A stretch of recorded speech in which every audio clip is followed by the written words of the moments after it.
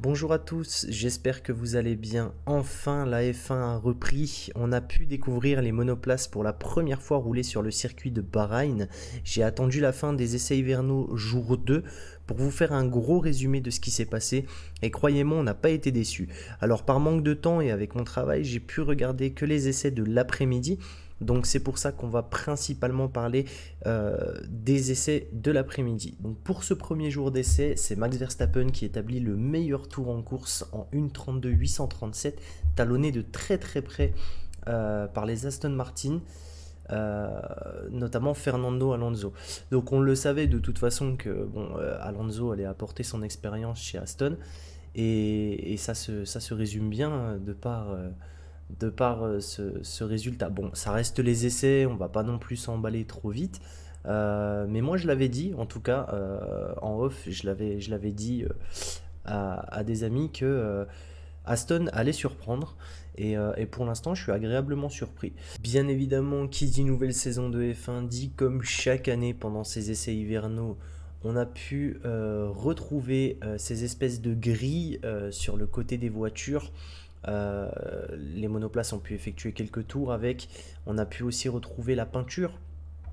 Bien évidemment, tout ça a un but précis, c'est de déterminer si en soufflerie on ne s'est pas trompé, si tout est cohérent avec ce qu'on a pu avoir comme résultat en soufflerie, parce que là ça y est, les monoplaces sont sur le circuit, on est à taille entre guillemets et à vitesse réelle, donc ça nous permet de déterminer si les données récoltées en soufflerie sont cohérents avec ce qu'on peut récolter comme données sur la piste.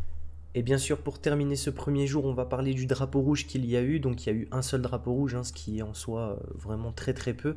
C'est Felipe Drugovich qui a eu un problème mécanique sur son Aston. Alors c'est assez rigolo parce que juste avant, je vous disais que je misais beaucoup sur Aston cette saison. Mais ça n'enlève rien à mon choix. Donc apparemment rien de très très alarmant. Mais il était important quand même de le rappeler. Pour ce deuxième jour d'essai, bah écoutez, pas grand chose à dire, mis à part qu'on a pu revoir encore une fois cette peinture, notamment sur l'Alpha Tauri, la Haas et il me semble l'Aston Martin. L'Alfa Romeo qui semblait, elle, très prometteuse.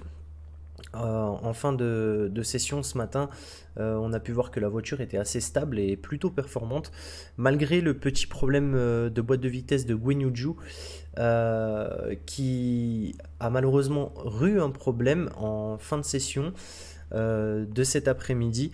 Alors je ne connais pas encore la nature du problème, j'ai pas vu passer d'informations sur cette cause. Malheureusement, ça a entraîné un red flag, donc je crois que le drapeau est arrivé aux alentours des 12 dernières minutes, donc ça s'est terminé comme ça. Malgré son problème, c'est lui qui obtient le meilleur temps dans cette deuxième journée d'essai. Donc ça prouve bien que l'Alpha est assez stable pour le coup, assez performante. L'équipe se fait très discrète sur la communication de cette monoplace, mais en tout cas on le voit, il y a eu un joli step-up de la part d'Alfa Romeo. Comme je le disais précédemment, il faut quand même rester un minimum lucide, c'est les essais, tout le monde n'est pas forcément à 100%. Mais en tout cas, ça promet, si ils arrivent à rester linéaires, à garder cette linéarité sur le reste de la saison, ça peut promettre de grandes choses. Le problème de Ferrari au niveau de la carrosserie semble réglé. On a pu le voir hier, on avait le nez juste au-dessus de l'aileron avant en fait qui pouvait se gondoler entre guillemets au niveau de la vitesse de pointe, notamment sur les lignes droites. Le problème semble réglé. J'ai pas vu les Ferrari avoir de gros soucis, en tout cas sur ces essais. Donc c'est plutôt cool, ça veut dire qu'ils ont réussi à régler ce problème qui en soi n'était pas réellement un problème, hein, on le sait, il y a une pièce qui se met dessous et c'est ce qui permet aussi de régler ce souci. Notre ami George Russell, lui, a malheureusement eu des soucis mécaniques après quelques tours de sortie. Il a dû s'arrêter suite à des soucis mécaniques, apparemment rien de très très compliqué. Mais c'était important quand même de le rappeler. Voilà, c'est tout pour ces deuxièmes jours d'essai. J'espère que la vidéo vous aura plu. Comme je vous ai dit, je vous ai fait un récapitulatif très rapide. J'ai vraiment été chercher dans la globalité, je suis pas vraiment rentré dans le détail.